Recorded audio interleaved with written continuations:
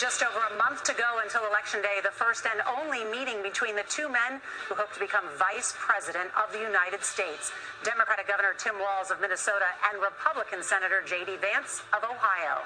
Now, this is likely the final debate of this election cycle, and voting is already underway in 20 states. CBS News polling shows this remains a race either presidential candidate could win.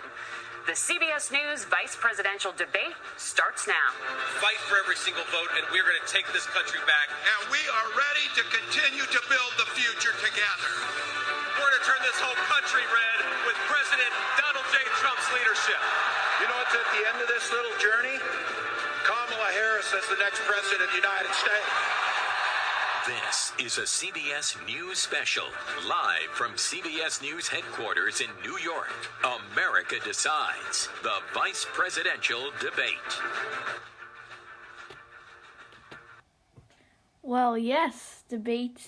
Thank you to CBS News, and I'm streaming from NBC. Debate was last night. We're just going to give you the first few highlights of the debate, and yeah, we'll get right into it. Good evening, I'm Nora O'Donnell, and thank you for joining us for tonight's CBS News Vice Presidential Debate. We want to welcome our viewers on CBS, on other networks here in the U.S. and around the world. We have a consequential night ahead, and our focus is the issues that matter to you, the voter. Let's introduce the candidates. Minnesota's Democratic Governor Tim Walz and Ohio's Republican Senator J.D. Vance, tonight meeting for the first time.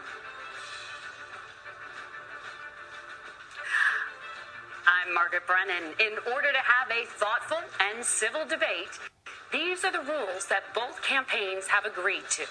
Questions will be directed at one candidate, who will have 2 minutes to respond. The other candidate will be allowed 2 minutes for rebuttal. Then each candidate will get another minute to make further points, with an additional 1 minute each at the discretion of the moderator. The primary role of the moderators is to facilitate the debate between the candidates, enforce the rules, and provide the candidates with the opportunity to fact-check claims made by each other. CBS News reserves the right to mute the candidates' microphones to maintain decorum. We have not shared the questions or topics with the campaigns. The stage is set. Governor, Senator, thank you for joining us. Let's get started. Tonight, our country is facing several unfolding crises. The Middle East is on the brink of war. Americans are suffering from the catastrophic impact of Hurricane Helene.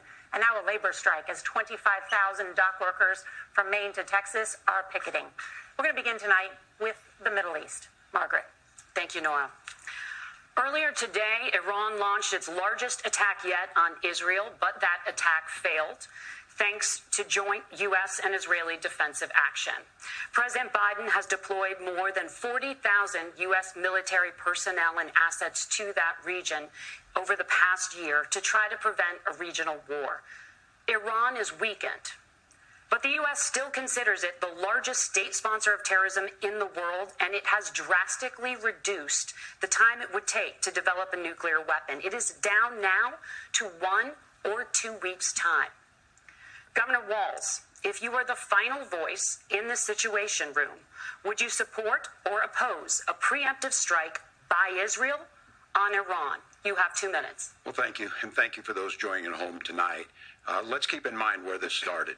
October 7th, Hamas terrorists massacred over 1,400 Israelis and took prisoners.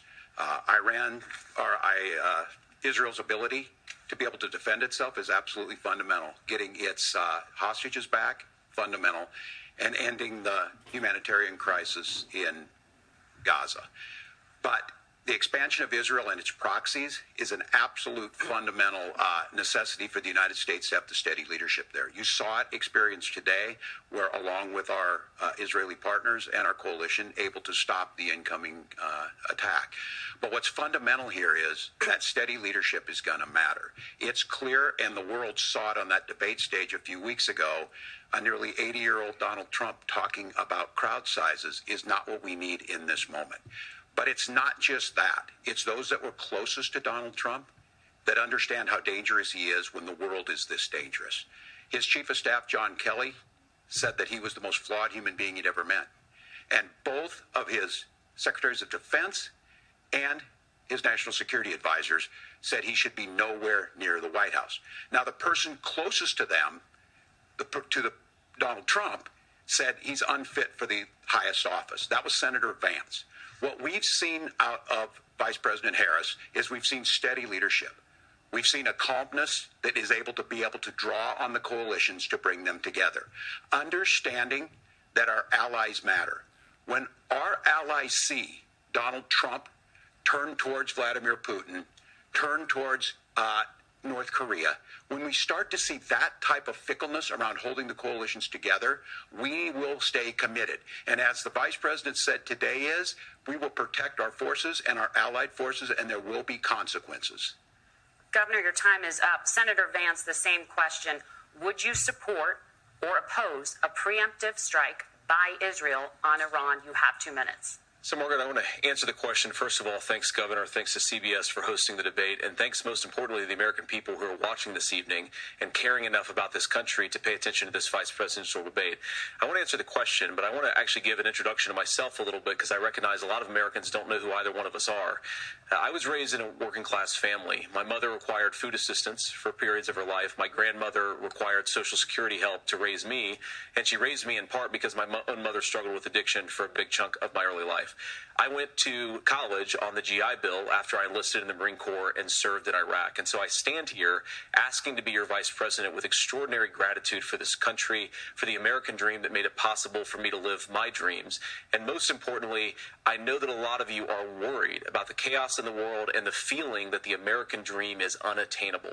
I want to try to convince you tonight over the next 90 minutes that if we get better leadership in the White House, if we get Donald Trump back in the White House, the American dream is going to be attainable once again. Now, to answer this particular question, we have to remember that as much as Governor Walz just accused Donald Trump of being an agent of chaos, Donald Trump actually delivered stability in the world, and he did it by establishing effective deterrence. People were afraid of stepping out of line. Iran, which launched this attack, has received over $100 billion in unfrozen assets thanks to the Kamala Harris administration. What do they use that money for? They use it to buy weapons that they're now launching against our allies, and God forbid, potentially launching against the United States as well. Donald Trump recognized that for people to fear the United States, you needed peace through strength. They needed to recognize that if they got out of line, the United States global leadership would put stability and peace back in the world. Now, you asked about a preemptive strike, Margaret, and I want to answer the question. Look, it is up to Israel what they think they need to do to keep their country safe, and we should support our allies wherever they are when they're fighting the bad guys. I think that's the right approach to take with the Israel question. Thank you, Senator. Governor Walz, do you care to respond to any of the allegations? Well, look, Donald Trump was in office. We'll sometimes hear a revisionist history, but when So that's all we're playing. Thank you again to CBS News and NBC. We're going to give you some more facts right after this short break.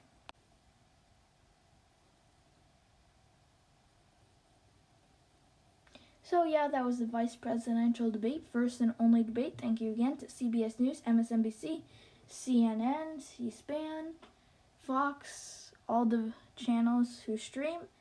We are streaming it off of CBS, NBC. So yeah, that was the debate, and it was pretty interesting. It does sound like that J.D. Vance, if you don't know what his name stands for, James David Vance,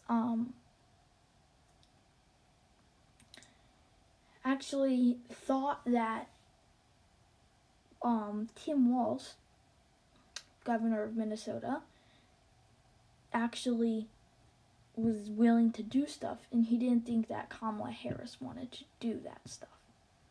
So it was a little bit interesting there.